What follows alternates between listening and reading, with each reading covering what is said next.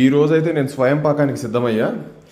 మా ఆవిడ లేకపోయేసరికి ఇప్పుడే ఈ విధంగా చపాతీలు చూసారా ఎలా ఉన్నాయా? నా మొహంలాగా తగలబడ్డాయి అనుకుంటా. ఇదిగో చపాతీలు ఇప్పుడే ఇట్లా కాల్చా.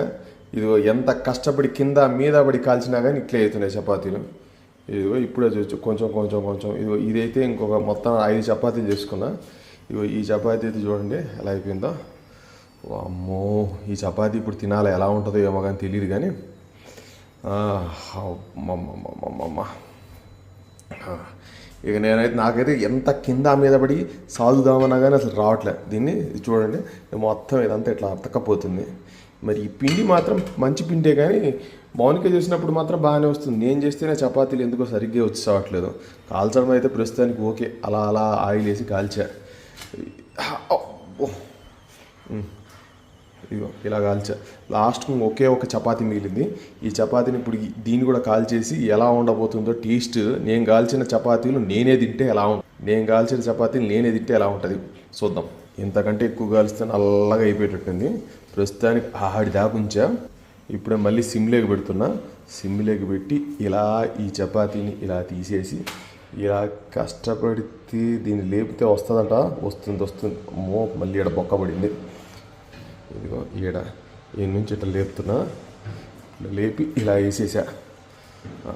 ఇప్పుడు మళ్ళీ దీన్ని హైలో పెట్టి కొంచెం ఎక్కడుంది ఆయిలే లేదు.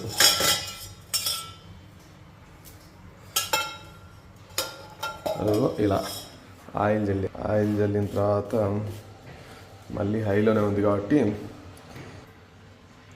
నాకు ఎంత తీసినా ఆయిల్ రావట్లేదు. కాబట్టి ఈ కొద్దిగా ఆయిల్ని పడుతుందా ఓకే, పడింది. 2 డ్రాప్స్ చాలు. మామూలు కష్టం కాదు. పెళ్ళాం ఒకరోజు ఊర్లో లేకపోతే మనకు చాలా కష్టమే, కానీ ట్రై చేద్దాం. అమ్మో, నేనైతే బేర్ బాడీ మీద ఉన్నా కాబట్టి చెప్పట్లేదు, చూపించట్లేదు. ఈ 5 చపాతీలు చేసరికి నాకు చపటలు కక్కిపోతున్నాయి. అది బెంగళూరులో ఈ వెదర్లో ఎలా ఉందో చూసించుకోండి. సో ఆ లాస్ట్ చపాతీని అలానే ఉంచేసా. ఇప్పుడున్న ఈ 5 చపాతీల్లోంచి కర్రీ ఏముందో నాకు చూపిస్తాను మీకు. ఫ్రిడ్జ్లో పెట్టుకున్న పప్పు,